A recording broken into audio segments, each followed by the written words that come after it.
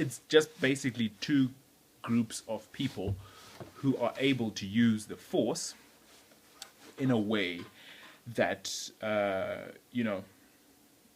we've seen on television. Let me first start by explaining the Force. The Force is an energy that is in every living being. It emits from something, it surrounds something, it goes through something.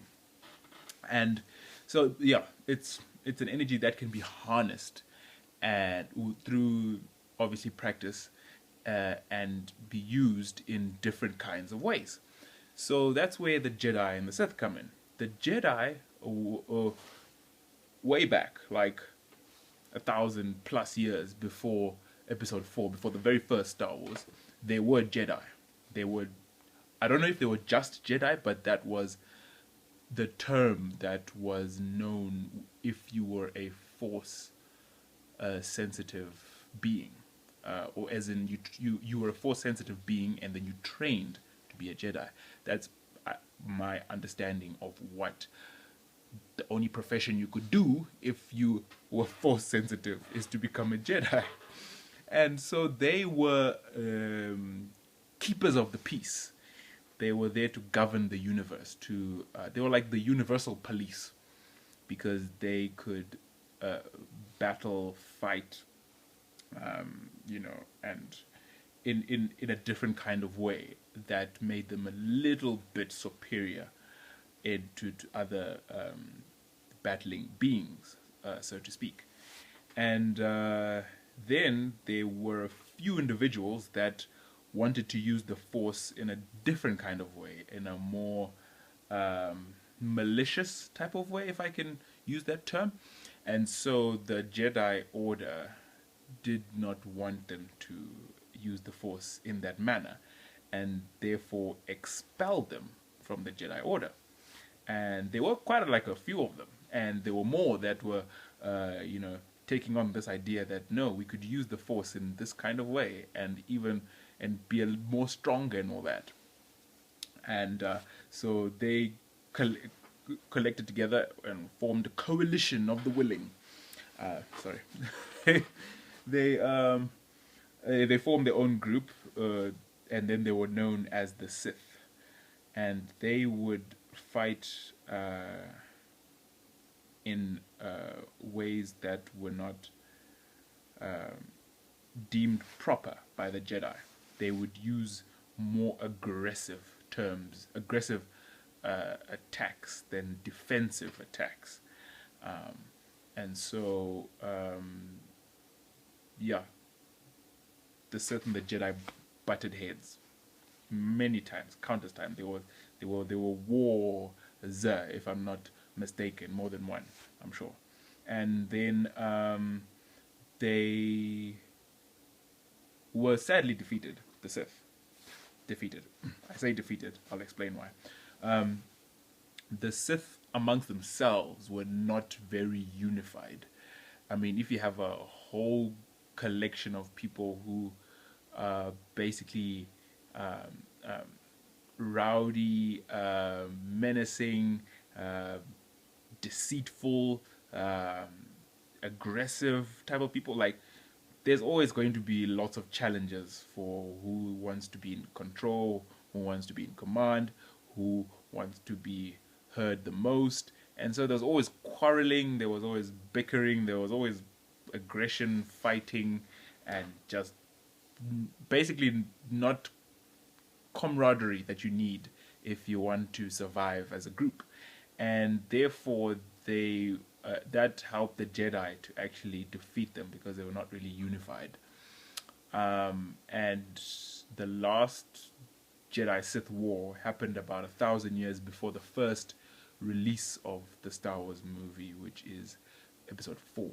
So about 1,000 years, just over 1,000 years before Episode 4, the last Jedi-Sith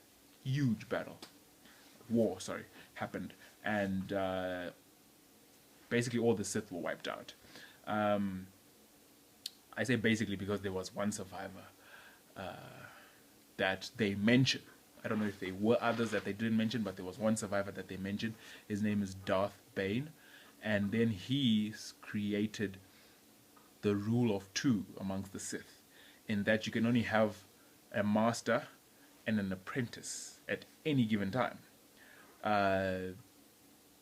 So that the master can be the all-powerful, all-knowing one of the two, and he's imparting his wisdom onto the apprentice. And then at some point, the apprentice is obviously going to want to challenge the master.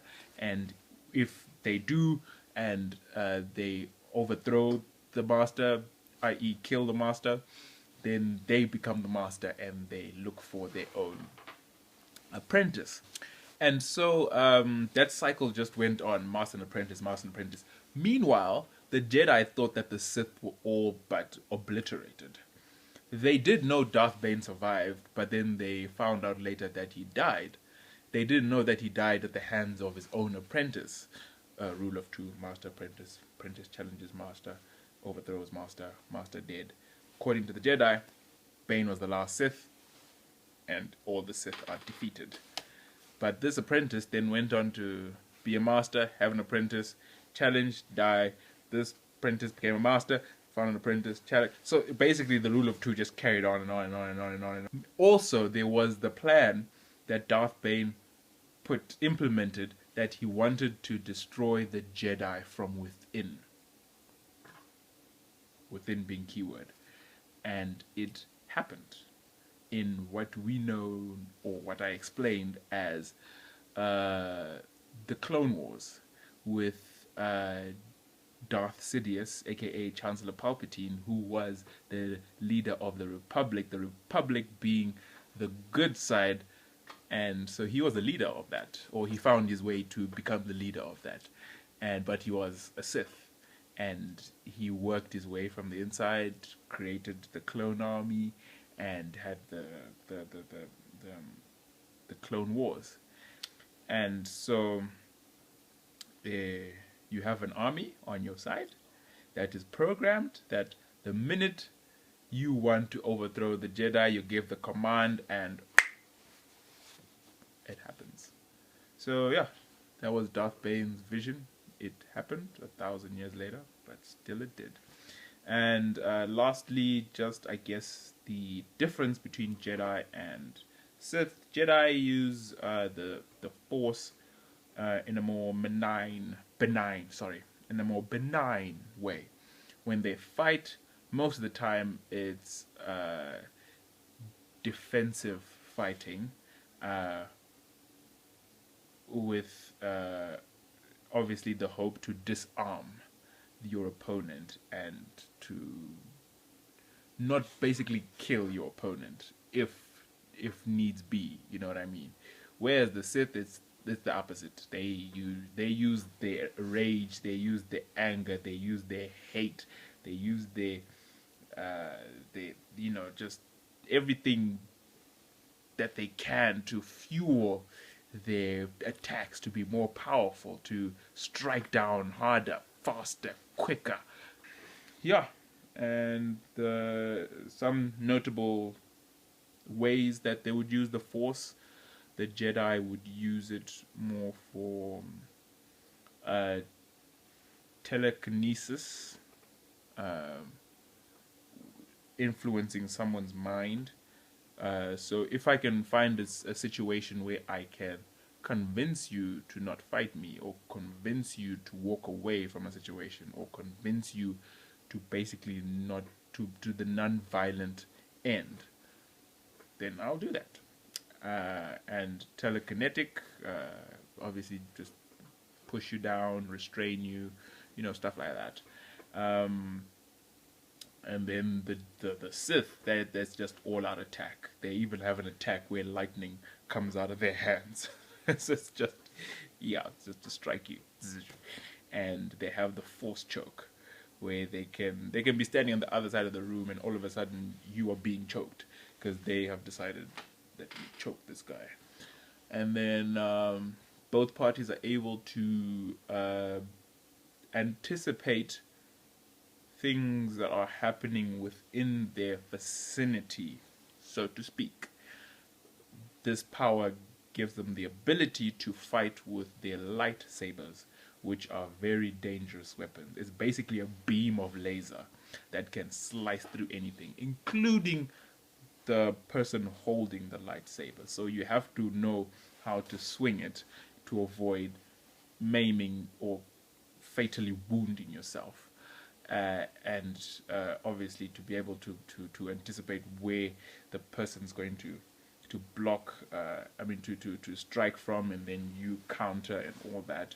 And then later on, when there were people shooting at them, then they'll be able to kind of like predict, or this beam is coming here. Ooh, let me do it. Sometimes they'll just block the beam without even looking, like it's behind them. Yeah, I think I have covered what I wanted to cover. I've been Captain Ruddy, and see you next time.